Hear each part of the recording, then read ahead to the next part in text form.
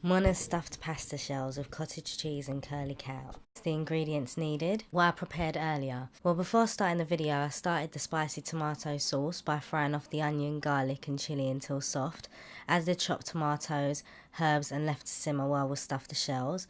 I've also boiled the pasta shells for 5-10 minutes till half boiled and drained.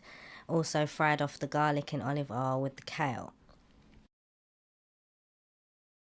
Okay, so as you can see here, we have the sauce simmering away. As I said, there was 2 cans of chopped tomatoes, basil, parsley, thyme, some onion, garlic and 1 chilli and just left to simmer.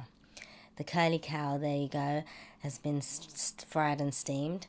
The pre-boiled pasta shells have been half done so that they are not going to... This is the dish that we've prepared.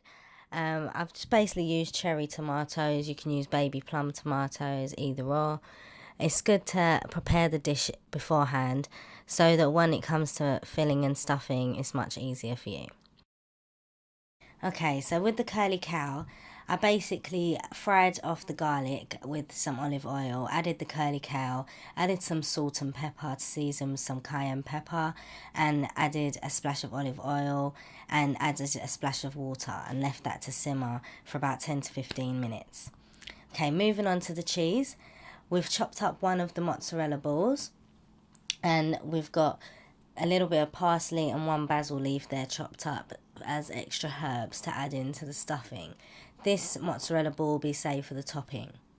Okay, so with the curly cow, as I said, that's steamed off and absorbed its own juices for 10 to 15 minutes.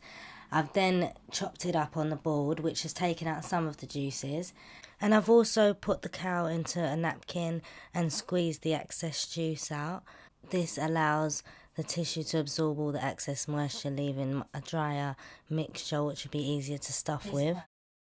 So now at this point we're going to add the mozzarella cheese and we're going to add the different cheeses. So we're going to add the cottage cheese now.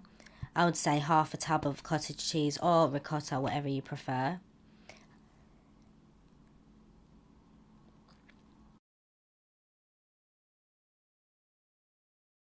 So at this point now we have the mozzarella cheese, the parmesan, the cottage cheese, the spinach or the curly cow as I'm using, salt and pepper to season, and we're just forking that through.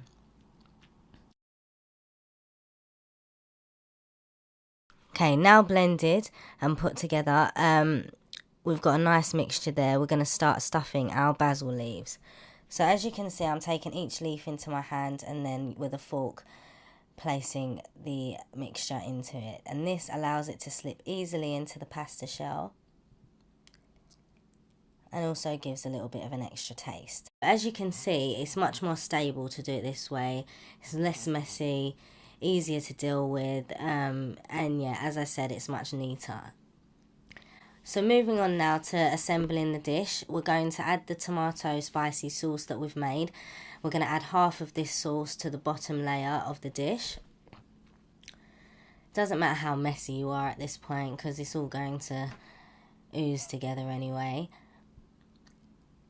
So the tomato gives it a nice tang, so it's not too rich and too creamy with the cottage cheese and spinach mix.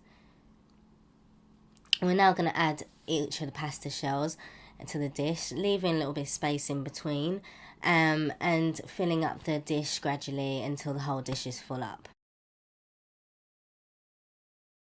Okay, so here we go. This is the prepared dish where we've filled up the whole dish now with all the pasta shells. We're now going to top this with the tomato sauce, some parmesan cheese and some mozzarella cheese, and then that'll be ready for the oven. You could leave it as it is, maybe could turn out a little dry. I prefer it to have the oozing sauce around it, but whatever you prefer. At this point I'm going to put more tomato sauce over the top, as you can see, which will then be covered with some parmesan, as much as you like. I like it to be quite cheesy, so I cover the whole dish. On top of that, we slice up the mozzarella ball into slices, and I've added that now on top. We've seasoned that with some salt and pepper and a little bit of a drizzle of olive oil, and then that will go into the oven now. You can put that in the oven at gas mark 5 for half an hour. This is how it should perfectly look. It should be golden brown, melted cheese, oozing. As you can see, I'm serving it up with some buttered boiled potatoes and a nice rocket salad. So this is a nice dish you could have for lunch or for dinner. It's quite healthy, I would say, quite flavoursome and very quick. So thanks for watching. Please subscribe for more recipes by Mona Artistic Strokes, and I look forward to making some more food for you soon.